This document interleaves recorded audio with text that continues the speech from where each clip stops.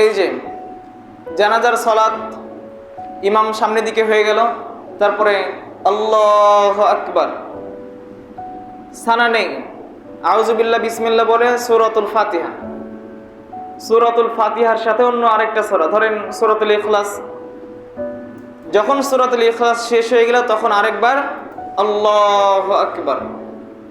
এরপরে কি বলতে হবে?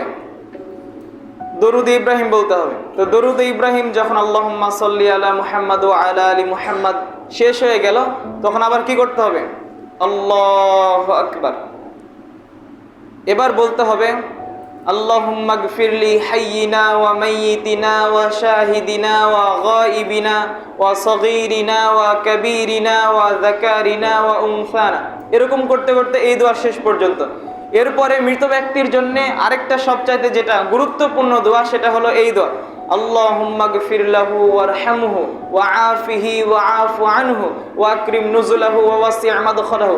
আপনাদের সামনে দোয়ার অর্থ বলবো। তো এরকম ভাবে যখন এই দুইটা দোয়া পড়া শেষ হয়ে গেল তখন আবার কি করতে হবে? আল্লাহু আকবার, আরেকবার তাকবীর, তাকবীর দেওয়ার পরে আসসালামু আলাইকুম ওয়া রাহমাতুল্লাহ, আসসালামু আলাইকুম ওয়া রাহমাতুল্লাহ।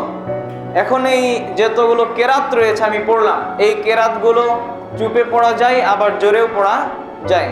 যদি কোনো এলাকায় এরকম নিয়ম প্রচলিত থাকে যে সেই এলাকায় শুধুমাত্র একদিকে সালাম ফেরানোর নিয়ম রয়েছে, আসসালামু আলাইকুম ওয়া রাহমাতুল্লাহ, এই বলেই কি করলো?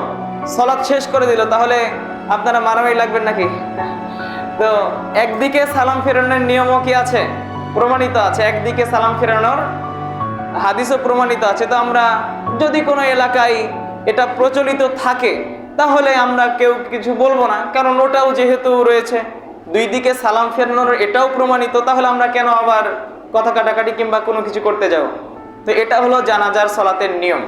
তো জানাজার সালাতে মৃত ব্যক্তির জন্য আবার এখানে আরেকটা কথা বলে রাখি, জানাজার যে দুইটা দোয়া বললাম আমি, তো অনেকের কিন্তু আল্লাহুম্মা গফির লাহু ওয়ারহামহু ওয়া আফিহি ওয়া আফু আনহু ওয়া আকরিম নুজুলাহু, এই দোয়া কিন্তু অনেকের মুখস্থ নেই, বেশিরভাগ ব্যক্তির মুখস্থ নেই।